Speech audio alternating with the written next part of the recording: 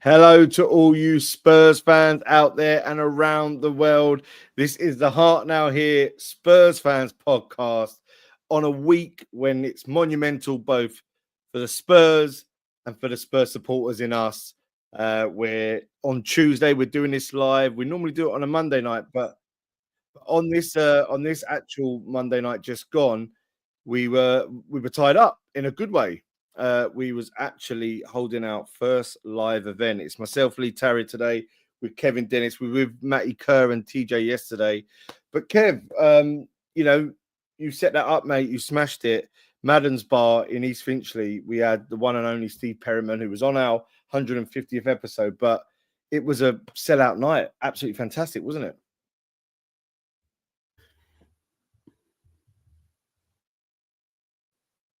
It just went down. Can you hear me? How you doing, Lee? You're right. Yeah. Say a big thank you to a fellow called Mac Chatwell, who's a podcast listener and someone I've had the privilege to meet a few months back, and he was the one that really set this up for us and got us in touch with Niall down at Madden's Bar, and then that was how the link come through with Steve Perryman. So yeah, listen, it's a massive shout out to Mac for first of all putting the first step in towards that, and then obviously we want to thank everyone at the Madden's Bar for hosting such a great event, and obviously want to thank Steve Perryman as well for being such a fantastic guest. But really, really good night. One of the ones where I woke up this morning and sort of thought, did it really happen? Sort of thing. It was really, really good night and a great turnout. Yeah, I mean, it was one of those, I said it yesterday, I think I put it in the post today as well, that when you're thinking about doing this and we had lockdown and it was just a bit of a labor of love, something to get us just interacting with people because we couldn't go out and whatnot. When we started this, never in our wildest dreams would we ever have thought that we would be doing something of this magnitude, where we would be going to a bar where we'd be talking to Spurs' highest ever appearance maker, one of our greatest captains, won 2 UEFA Cups, 2 FA Cups, 2 League Cups, and then just to be a genuinely very, very nice man. We met him, his wife, his brother. There was an auction, there was a raffle. But we spoke, he spoke on stage for a good 2 hours. I think an hour after, he was doing loads of different photos, signing things. He was first class, absolutely first class. And I just think, like you say, it was a bit of a pinch me moment, and it was really nice to have us all together to do that. And who knows in the future what will happen? Hopefully, we can get to do another one. I definitely know it's something that I'd love to be involved with again. But yeah, what a way to start a major week, especially after the end of last week, where it was a horrible, horrible defeat to Liverpool, mate. I mean, what could you get from that, Kev? Was there much you could take from that Liverpool game?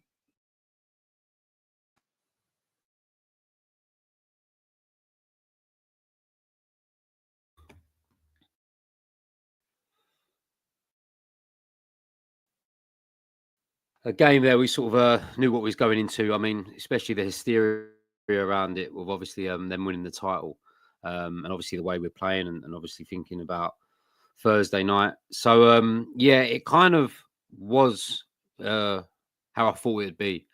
Really no surprise. I mean, it was probably the first time this year where I actually thought, do I really want to watch it? And I really did contemplate not watching it. And I never miss a game on TV or miss a Spurs game at all. So that's where I was. I felt a bit empty going into the game, and it kind of is how everyone feels at the moment when it comes to the league form. It is a bit like we need to get these games out of the way and look forward to the Europa League. So yeah, not really much to say about it, Lee. Just everyone's sort of hammering us for being gutless and everything else, but I mean, the team's just a mixed match at the moment with players coming back, resting players, and in-form players, out-form players, some players who haven't played a lot. I mean, it is really a bag of jelly babies at the moment, what you're doing. So yeah, no surprise really. And, a lot of us are really now switched off from the Premier League, and it is all about Thursday night and then the second leg, and obviously hopefully the final. So yeah, no surprise from me. Not bothered about it. it is what I thought it'd be. Well, that's the thing. The tough thing about it is, like, when you're a player, you obviously don't want to go out to lose, and you're going to Anfield, and it's obviously a huge game for them. They know if they win, they're going to be champions. The atmosphere there, they're in party mode. They're vibrant. They're obviously going to come down on the away team. But we get an early goal, which is a great early goal. Solanke's header was fantastic, but there seem to still be those errors in defence. Why do you think that we can see that in a game like Liverpool away? But then when we had to do, when the whole thing happened with Frankfurt away, he switched to a back five towards the end. He basically set us up to not concede, and we were really, really strong and sturgeon. And why do you think there is that change? Why do you think there's not almost a consistency? Do you think he goes out and tells them something different, and knowing that his job, I mean, even if he has a job still, his job's on the line and the Europa League is everything. Do you think he's given them mixed signals or different messaging on how to play? I mean, it's tricky, really, because you can't really. I mean, he does himself no favors when we do play a bit resolute and we're a bit solid in these European games, and then you kind of want that to happen in the league games, especially the games that you're going to come under so much pressure. I still think half of him still wants to give it a go in these games, and I think he still wants results out of them. And obviously, if he knows if he plays really, really defensive, he ain't going to score goals or have as many chances. So, yeah, it's a strange one, really, because we would like really to set up how we were going to play now in Europe and maybe gel that into us. But yeah, having the Jekyll and Hyde performances and the way we're setting up and the way we are tactically, I mean, it sort of just feeds into the questions of is he all there with his tactics? So I don't know. I mean, I expect us to be free flowing tomorrow. I expect us to be really tight going over there in the second leg, but I also expect us to be really open against Crystal Palace and West Ham. So, I mean, really, for me at the moment, it's just about not being beat in the Premier League. But I mean, I think the players' mindsets are just completely different now. I think they're going into games with a different mindset, which they shouldn't, because they're professionals and they're on money, and we've got supporters going to these games. But yeah, it's really, for me, really evident now that the mindset from the players and even through maybe to some of the coaching staff, that the Premier League really isn't a priority anymore. It is really about just the Europa League. And the thing is, we've got this team, Bodo Glimt, Norwegian champions, obviously done well. They had to go through the playoff round, but they beat Lazio in their own backyard on penalties. Like, obviously, when you think about that team, you think, oh, well, it's going to get us through. That's the team that we wanted to play. That's you look at it, you don't want to play Man United. You don't want to play Bilbao in the semi-final. We've got the dream tie anyway. You probably didn't even want to play Lazio. How can we, we've got to make sure we don't underestimate them, right? But how confident are you in getting a job done at home when you see a team like Bodo Glimt that we don't know much about, but we know that they aren't, a team that will set the world alight? Because I guess for us, what we don't want is to sort of underestimate them to play a low block, and then basically what happens is we get to a point where we're struggling to get a league. We don't want to have to go over there to have to pick up something and therefore not get what we want. So for us, I'm a little bit worried about it. I can't lie. I feel like it's one of those where we've got to go out. We've got to look to do something of a professional job. I think we've got to get an early goal, and I think that will set the nerves. I think what they will try to do is just not concede many and believe that they can score against us at home. Believe that they can get a couple of goals against a team that are going to play quite open. As far as we know with Spurs, that is what we seem to do. I think Lee. I think tomorrow really you have to win the tie tomorrow. We've seen what we were like at home in the first leg against Frankfurt. That could have been 4 or 5 if we wanted it to be. We have to be a bit smart, and sometimes we're so open. Sometimes even when, especially when we're going full throttle, especially at home, we can see a lot of goals at home. I mean, for me, it's just about I'm not expecting us to keep a clean sheet tomorrow, but really it is about outscoring your opponent and taking every single chance we get, because we will create a lot of chances tomorrow. But for me, we just can't leave nothing in the balance going into that second leg. I mean, it really should be job done tomorrow. If you go over to Norway with a 3-goal advantage, I expect us to go through. But yeah, mentally, I'm already in the final, which is, we said last week, Lee, when you weren't on, that it's probably the wrong thing to do being a Spurs fan. Sort of thinking you're going to do something when and sometimes that's when the disappointment really hits you. But I mean, we won't have a better chance of getting into a Europa League final than we have now, and that's not taking nothing away from Bodo, because I mean, to get where they've got, there can't be no mugs. But we're a established Premier League side. Yes, we're having a struggle this season, but on our day and the players we have, and on a European night down there, we can really be something special. And I'm hoping that starts on Thursday. Who are your key players then Thursday, mate? Because Son has almost been out for a while. It looks like he might come back into it. Tell's sort of coming to his own a little bit. I mean, again, we're not playing great football, but he looks a threat, especially in Frankfurt, in Europe. Get on the ball, run at players. Who are your main key players to see us take a strong win to Norway? I mean, I like Odegaard. I'd like to see Odegaard play tomorrow. I think at home, I think he's the sort of player we need. He's quick. We spoke about him last week. I think he's dynamic. I think he can get us on the edge of our seat.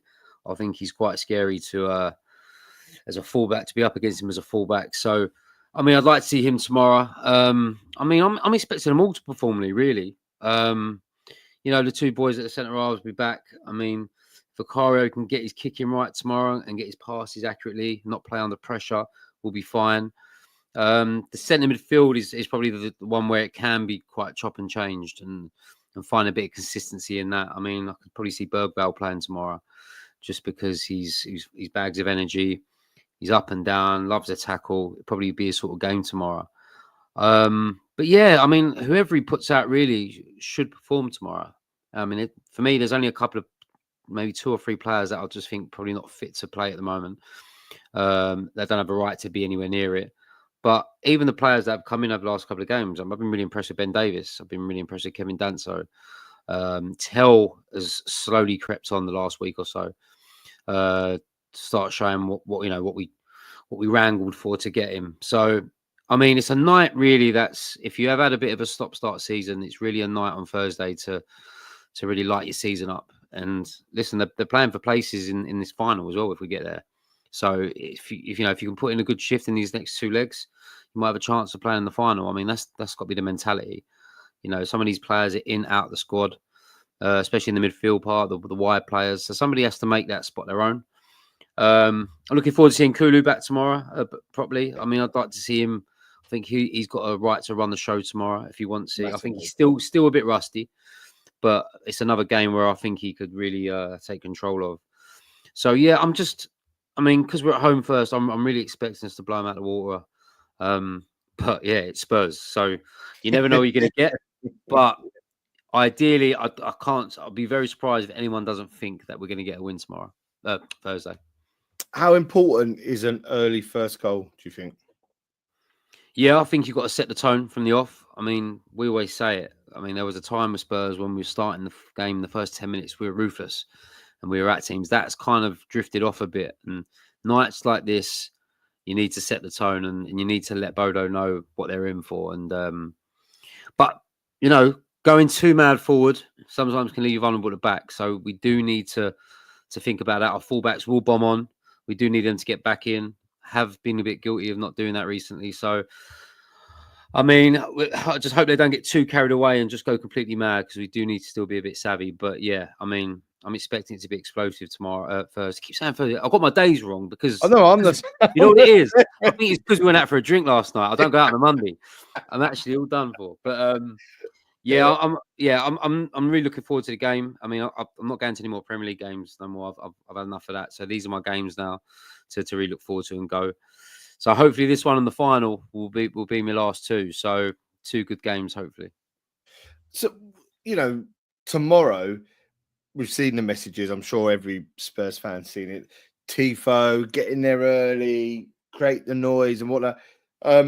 What's your plan? How are you going to sort of, obviously, everyone's working in the day, but how are you going to sort of approach the fan experience? What time you're going to get in? How important do you think your voice and everyone's voice around you is to get in the right tone and starting that game in the best way possible? Knowing me, I'll probably be in the pub till about 7:30, 7:45 now. Me, because I mean, like, I'm not going to see any of the boys now until the final if we get there. So it'll be my last chance to have a beer with them. Like I said, I won't be going to any more Premier League games, so I'll probably go and meet a few lads tomorrow. Finish work at 5 and go straight down there and have a few beers.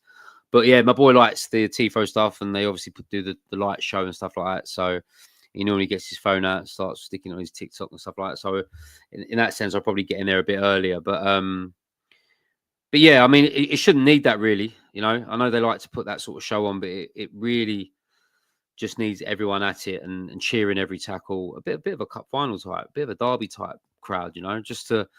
We've not had nothing to cheer for this year, Lee. So it's like these are the games. That's all we've got left. And if we didn't have these games, I mean, how bad would it be? So for how shit the league is, this is your game to get down there, have a sing-song, get behind the boys, have that little feeling of happiness that we haven't had all season. And listen, you're 2 games away from a major final, and I can't stress how important this week is, and especially this game on Thursday. It's a massive game, and we need to get into the right position for the second leg.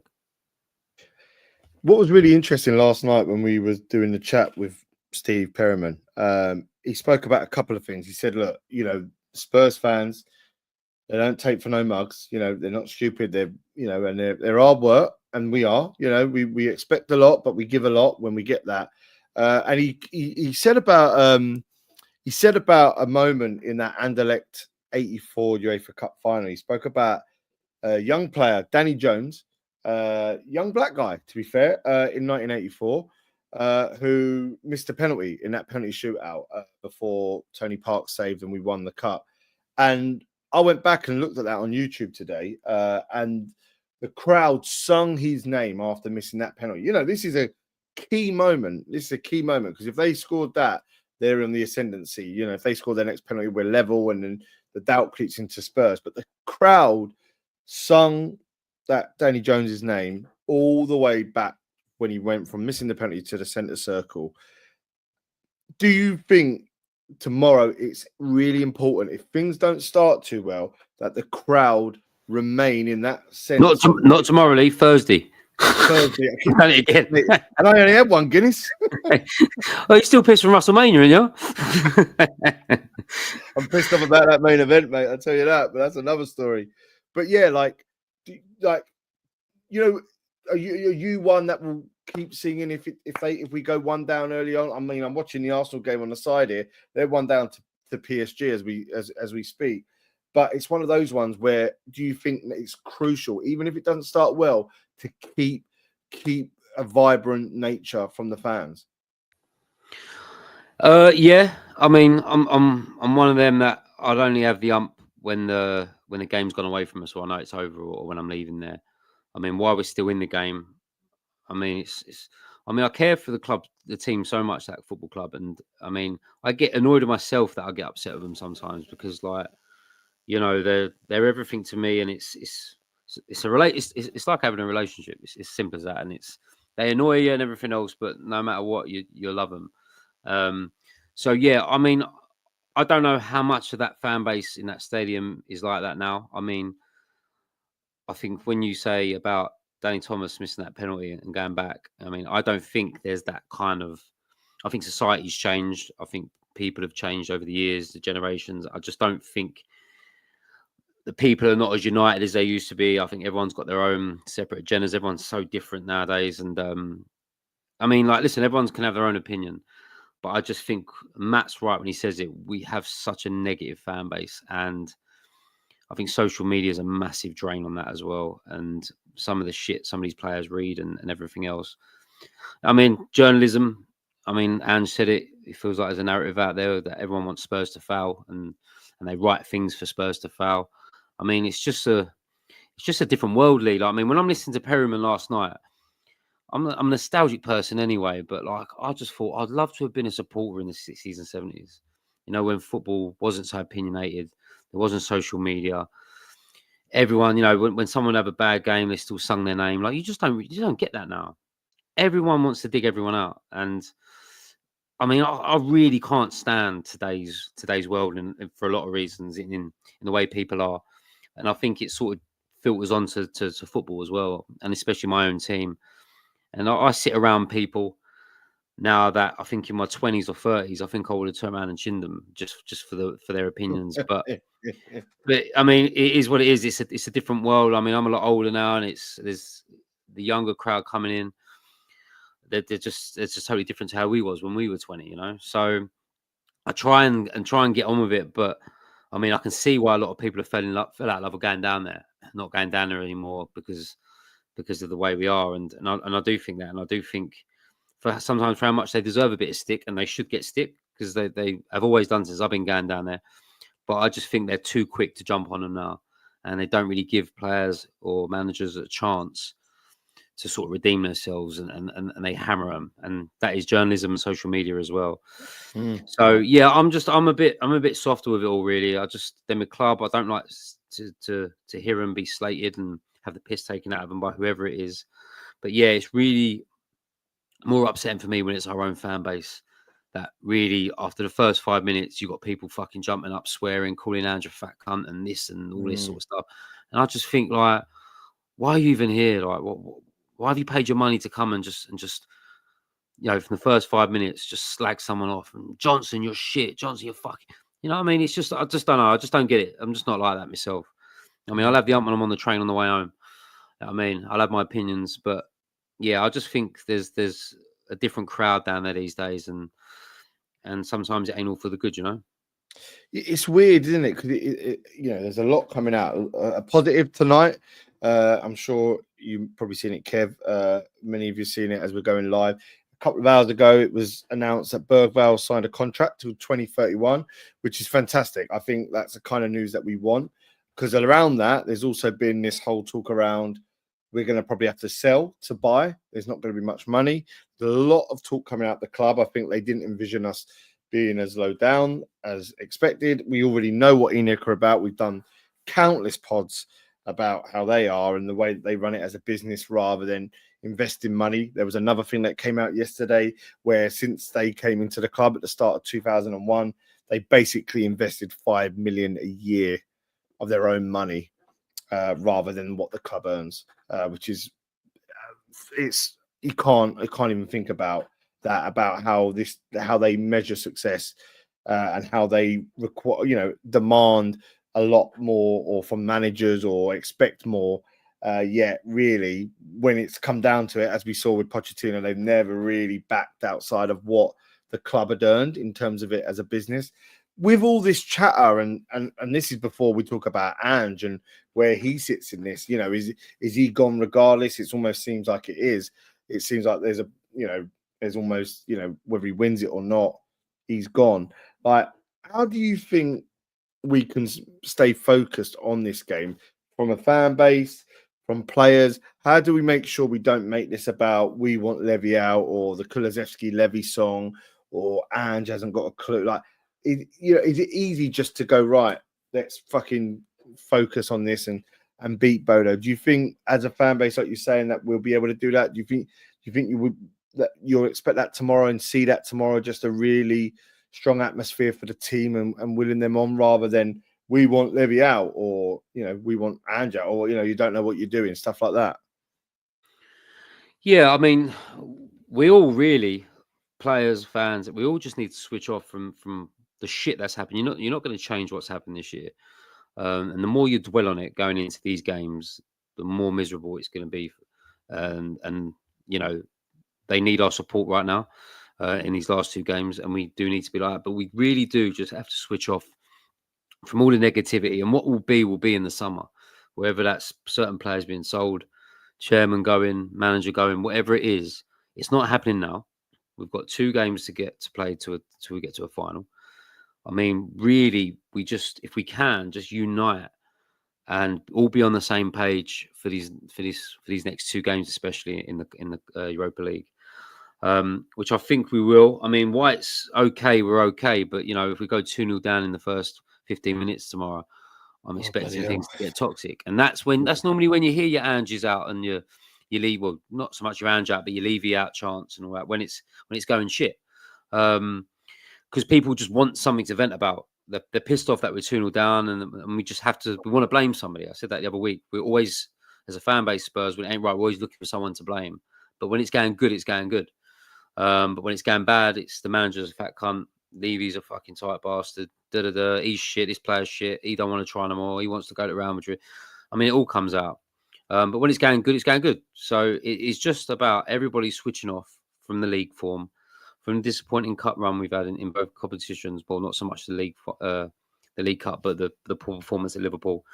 And we just need to forget about it. Like, we are on the brink of having, if we can get past Bodo and win that final, it's our most successful season for me since mad, isn't it? Since 1984. Yeah. I mean, it's typical Spurs to have a shit year domestically and then go and pick up Europa League. Yeah. But listen, we said it at the start of the season, we would have took finishing anywhere if we could win a major cup, and it hasn't worked out the way we've done. We've gone about it the hard way, and we've been poor a lot of the season. But we're here, we're there. We're in a great position, and like you said, we could get to our first European final since '84, and it's like, how big is that? I mean, for the supporters who are lucky enough to have the loyalty points for the cup final ticket, if you get there, you're going to have one hell of experience. It'd be a lot of people's first time going to European final. It'd be if I do go, it'd be my boys' first time abroad for Spurs, and what a final. Then them moments, I'm dreaming of having them moments, and we're 2 games away from me as a supporter who's only seen an FA Cup that I vaguely remember and 2 League Cups. That's all I've had in 40 years. And my passion for this football club and what I've gave to it, I deserve a European Cup final. And I wasn't lucky enough to go to the Champions League one. I was over there, but I didn't go to the game. But I've put so much in, and other supporters, that we deserve a night in Bilbao, and we deserve a historical night. And everyone needs to be on the same page. Everyone needs to get behind the team, forget what's happened, and really all unite and get together and get behind them. And from the 60-odd thousand that'll be there Thursday to the 400 that'll be in Norway, we all need to be together. And once we win this trophy, we shut a lot of people up. And I always say it might set the foundation for kicking on next year, whoever's in charge, because you're going to have Champions League football if you win it. I mean, I'd hate to watch us in the Champions League right now. Jesus Christ! I mean, if they do win it, Lee, they're going to need, things are really going to have to change within that club in that summer to be competitive, not only in the Champions League but also in the Premier League. Yeah. So yeah, there's a big rainbow at the end of the line here, and I really want to be under it, and I can only dream of being in Bilbao and watching us win a cup. And we've had nothing to cheer for all year, so this is all we have left now. And I don't want people to spoil it by getting on their backs, Thursday night or even in Norway. No. Let's make this happen, and let's create history and do something we haven't done since 1984. Well, that's it. And you know what's interesting? Like last night, like you said, it building the foundation. Perryman said, after you've won your first trophy, you're almost halfway to winning your second, because you've got that mentality now. You've got the hunger to want more. He was very inspiring. He had a room captivated. Do you know what I mean? I was standing next to him. I was, just listening to every word and whatnot. Like, why do you think, like, they don't get people like him in the dressing room before a game? Like he was saying yesterday, like, he don't really have much to do with the club. I know he does a couple of Legends tours and whatnot, but he don't really, the club don't ask him for anything. I've seen him a couple of half times where he speaks to the fellow who does the interviews, but like, surely, like, if I heard him before I went out and played, I would think, fuck me, I'm proud to represent this club. I'm all about making sure I do this for this fucking badge and for these fucking people and for myself and feel right. Like, would you have him in the dressing room 10 minutes before kickoff in such a big game? Yeah, we should have invited the team last night, shouldn't we, really? Because he said some things last night, and he was quite, Steve's quite well-mannered, and he's doesn't shout when he talks. But he didn't have to. He spoke quite softly in what his passion was, and it got through. It got through because he's been there and done it. I Mm. mean, like I went up and spoke to him a bit after, and to have a picture with him and have a chat. And I couldn't even listen to what he was saying because I was so starstruck by it that, especially after hearing him talk about working under Nicholson and Birkinshaw, and basically just being a part of our most successful era that we've ever had. And I just found it like, I mean, I feel like he's I mean, with the vibe I got last night from him, he's just from a different generation. And, he spoke a bit last night about players moaning about how many games they play when they played like 4 in 6 days and whatnot. And, if you would have turned around to Bill Nick and said I was tired, he would have looked through you like he was a piece of shit and you would have gone out and done it. I just think he is from an era where everyone was tougher. Everyone was passionate. The money weren't in the game. It was literally about going out and playing in front of 100,000 people at White Hart Lane. It was just pure passion. And I can totally understand why he probably doesn't want to go down there as much. He said things about watching players roll about on the floor like these days. I mean, could you imagine playing in the football he played in and trying to watch today's game? I have trouble watching today's game for a lot of it. I'm only 40, and I was lucky enough, to see the Premier League start. And I Yeah. remember what the Premier League's like before it got to this. But he had like 30 odd years of it and played in it and won trophies in it. I mean, he must look at today's football and he probably switches it off. Probably puts Yeah. fucking Sounds bargain like he does. Yeah. probably puts bargain on or something instead. Do you know what I mean? And I can see why, because they're just cut from a different cloth back then. And Yeah. only our sort of parents or our grandparents know about it. And the generations going forward, then they're just not them type of people anymore. And I think people like him just probably look at the world and just think, wow, what a different place. And probably looks at the football club that he loves and sees how it's being ran, in terms of, being profitable off the pitch and not so much on the pitch. I mean, he must really have some really like sort of mad comparisons from when he was there. And we heard a few of them last night. Yeah. But yeah, I mean, I was just sitting there last night thinking, I totally agree. I totally get it. And I just felt that today's football really isn't for him. And I don't think you can. I don't know if you can bring a Graham Roberts or a Steve Perryman in now and shout at them and get them going, because I Yeah. think players are too protected. They're too sensitive. I don't think you can do certain things anymore because people get upset. I mean, I don't want to go down that rabbit hole of everything, but yeah, it's just a different world, but yeah, some players should put videos on of the team winning the trophies and making them watch the success we've had and showing what it meant to people in the 60s and 70s. Because us people in the 90s and going forward really have had nothing. And I'm jealous that I wasn't around in the 60s, 70s, 80s, because I feel like I should have been, for how much I love this club. I'm jealous of the people that have seen them trophies and seen that successful side. So, and I want that back. And, anything we can do as a club or as a fan base to get that back, whether it's trying to push a chairman out, whatever you want to do, we just need the glory years back. And look, we ain't getting any younger. 40 years old now, but sometimes this club makes me feel Steve's age. Do you know what I mean?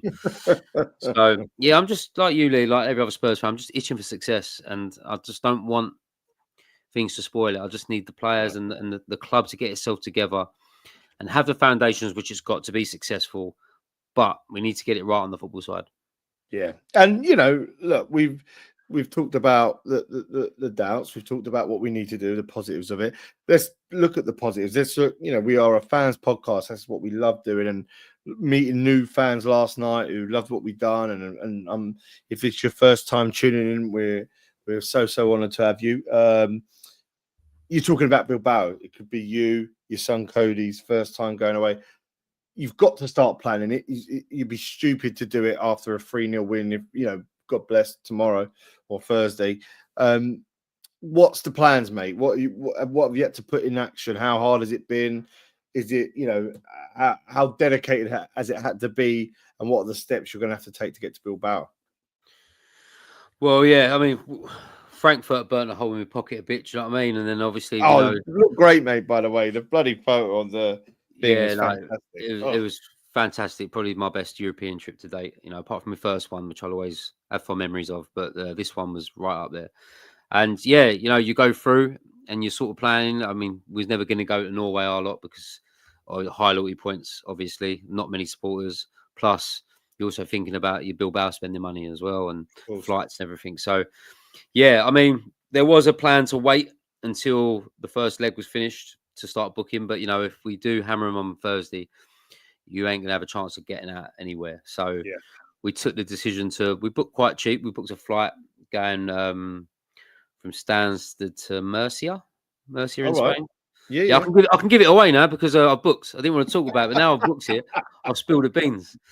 So yeah, a flight to Murcia on the Tuesday, and then we'll hire a car in Murcia to drive to Bilbao. It's about 6-7 hours, I think. There's about 4 or Wow. 5 of us going. Then find some digs in Bilbao for the night. Hopefully win the trophy, have a party on Wednesday night. Then probably drive back to Benidorm on the Thursday, have a night in Benidorm, All and right. then and then go. Then we're flying home from Alicante. So yeah, a lot's gone into it. I'm gonna give props to my travel advisor, Lee Rippingale, because he's so good at organising stuff, and he's just on the ball with everything. Every Brilliant. time when we're away, he's always the one who's got the boarding passes, and he knows. I think he secretly enjoys it. I think he does The stress about it. organizer. I think he secretly enjoys it, but he's the one who puts it all together, finds the cheapest routes around, and he saved us a few quid at the moment for the way we've sort of planned it. So just hope we get there. But yeah, big shout out to Lee for always being my travel advisor. Actually, he's really good at it. So without him, I don't know what I would do. I'd have to do it my own way, and I'd probably end up fucking somewhere else. End up in Bermuda Triangle somewhere. So yeah, a lot's gone into it. Really, I mean, I feel better now. We've got it booked. I've been stressing about it all week, but we've got it booked now, and yeah, it's just down to the boys and to go out and do it and give our supporters, who I know many, not just me, but loads of booked different ways to get out there. Oh, Some mad ways, flying into Italy to then Spain and Madrid, then going around the houses. Some are yeah. going to flying from a place in France called Bizet, something like that. It goes directly to Bilbao Right. from France. There's people going to San Sebastian. There's people driving on a coach from here to San Sebastian. I mean, when you talk about what we deserve, it's things like that. It's the trips, it's the money we spend, it's the everything that goes with it. The grief you get at home for going away again, and the money you spend to put yourselves into fucking debt when you come back. But it's worth it because it's Tottenham Hotspur and we love it. And we're willing to do that for these cunts. So we just need them to give us something back sometimes. And hopefully this is it. But if they don't leave, we'll do it all again the year after next. That's how it is, right, mate? But so would you get to Bilbao on the Tuesday? So you fly to Murcia in the morning, or I think we're getting an afternoon. I think as soon as we land into Murcia, I think it's the afternoon. Do you know what? Wait there, mate, because I'll tell you. he's got it? I've got a travel advisor. You go get it, because that's the thing. Like, we were hearing stories from fans last night at the Perryman event. How people that like Kev are going here, there, everywhere, planes, trains, automobiles, as they say, to get to the different places, to get to Bilbao. And I was just wondering, if you're going to be in Bilbao on the Tuesday night, or if it's an all-day sesh from the Wednesday. I mean, again, we've got to start talking about it, right, Yids? Because you can't wait, as Kev said, to the second leg. It could be almost impossible. Yeah, no, I'll be in. Looks like I'm flying from Stansted from 7:20 in the morning on the Tuesday. Oh, brilliant! Get into Murcia at 11 o'clock. Great. Then we drive. Are we staying there? Where are we staying on the Tuesday night? Oh, I thought you were going straight into Bilbao. Or... Do you know what? I don't know what I'm doing. See what I mean? It's so he's booked so much. I'm not even sure what I'm doing. All I know is I'm in Murcia at 11:15, and I think we're hiring the car and going straight over there. Actually, yeah, brilliant. But yeah, I mean, trying to find digs in Bilbao at the moment is an absolute nightmare because some of these shitty places that are probably €20 a night are now like €400 a night just because everyone's going over there. But if United go out, then obviously it might free up a bit of space. Or yeah, go on, mate. Because if obviously Bilbao, they'll be at home, so they'll put United in fucking doubles, right? But what's the plan then? Do you think you'll get a ticket, or is it just you're out there and then what will be will be? Well, no, I'm hoping to get a ticket this time around. I mean, I didn't have enough loyalty points for the Champions League final, but I'm probably at the right. TJ does the stats for the loyalty points. He seems to be able to break it down really well. Yeah, I think I'm okay this year. I think I have enough. And what I've done is I've always kept me and Cody on the same naughty point as my son. got So you. situations like this, it's not like I can get a ticket and he can't. Because I mean, if you can't get a ticket and you want one, fuck me, you're gonna pay a few quid. Mm, So luckily enough, he's got the same naughty points as me. So if I'm good, he's good. So we'll end up great. going together. And if we're not good, I don't know. I'll probably still go over there actually. And if we do win it, I'd like to be over there and Oh mate, there'll celebrate be and fan zones support. and everything, won't there? I So yeah, I remember. mean, just I'm not too fussed about that. I mean, obviously, I want to go to the game, but I think I want to go to the game more for my son this time because I think Yeah. he would like to witness a final, and so would I. But it wouldn't be the end of the world for me. But I think it'd be the end of the world for him if he didn't get a ticket. But Yeah. yeah, no, I'm hoping we're in a good bracket for it. So yeah, fingers crossed. Obviously, look, we've got to do Bodo over 2 legs. They're no mugs. They've got to the semi-final just like we have. We've not had a good season. They're Norwegian champions. Everything goes out the window over 2 legs. Whoever gets the best, especially with Tottenham, there is such a shootout nature. If we made it to the final, who would you rather have in the final? Do you know what, Lee? I've been asked this so many times, and I've fucking been scratching my own head about it. I mean, there's pros and cons for both. I mean, we've said we're United. We've beat them already this season 3 times, and it's like, is it our turn to lose one? I mean, I find United know how to win big games. I mean, they're always even when they're playing shit, they nick finals. Was it last year with Ten Hag, beat City. I don't know. And then obviously the Bilbao thing, it's in Bilbao. It's on their own turf, even though it'll be half and half and whatever. I mean, I don't know. I mean, if I had to be pushed for an answer, I think I'd rather take Bilbao, and that's just because The home team. I just think United might just turn up and know how to beat us. I don't know, but Bilbao are no mugs either, though. I mean, they're doing well No, up it's there. hard. I mean, they've got a couple of good players, so I don't know. Yeah, I mean, if I had to pick one, I'd probably say Bilbao. What about Wow. you? Do you know what? Yeah, it's tough because I'm quite superstitious. So I'm like, we beat United at home. No, we beat United away, trounced them with Eric Ten Hag. We beat him in the cup at home, and we beat him in the league game at home. So we've beaten them 3 times out of 3. Do we get 4 out of 4? I don't know. So superstitious wise, I'd probably want to avoid them. I'd probably say Bilbao, even though that scares me because they're at home. But it's not like they're going to have a bigger number of crowd. Oh, I don't think they should have bigger number of crowd. I think it's equal, and then there's loads of Yeah, I obviously think it's seven. Have I read that right? 17,000 each, and then something obviously around that. got Yeah, all the I'd think corporate that. stuff in there as Yeah, well. yeah. So I mean, yeah, I'd probably say Bilbao, but it's never easy, is it? Do you know what I mean, the pressure that they'd have to win at home sometimes could get to them. So lot of football to be played there, Kevin. Before that, I mean, at the end of the day, this whole bloody this whole couple of days is going to be stressful as hell. But we just got to hope, right? We really got to hope that it all turns out all right. And yeah, fingers crossed, mate. Fingers crossed. And who you going down there with on Thursday? Yeah, I'm obviously meeting my travel advisor to Yeah, discuss the holiday. Yeah, we always meet up. We always end up meeting up in Cheshunt and having a drink down there and get the train straight to White Lane. I'm meeting Shane, the guy we had on the podcast. He's a massive fan of the podcast. We've had yeah, him on. We've had him on twice, I think, actually. yeah. We have, yeah. Spurs boy lives in Coventry, so yeah, looking forward to seeing him. Managed to sort his mate out a ticket, so advised him to probably park in Cheshunt. It'd just be easier for him to get out. Yeah. So I'll have a beer with him, and obviously I'll see him a normal crowd. I'll probably be in the Vic, which is a nice little pub off Tottenham Green. If you don't know about it, not a lot of people do know about it. I probably shouldn't have said it now. I'll end up getting fucking rammed. It's really it tucked up on a side street. Not a lot. Only the old school know where it is. Got you. So yeah, that's a nice beer in there. So all my lot will probably be in there. And a lot of people will start drinking in the Crown and Anchor now. You know, the one off. I love it, mate. It's the first pub I go to when I start the crawl. Yeah, I mean, I haven't been in there this year, but a few of my Love lot it. are in there. It's a glass beer in there as well, isn't it? So, Yeah, mate. It's good. Good owner as well. Scottish bloke. Great.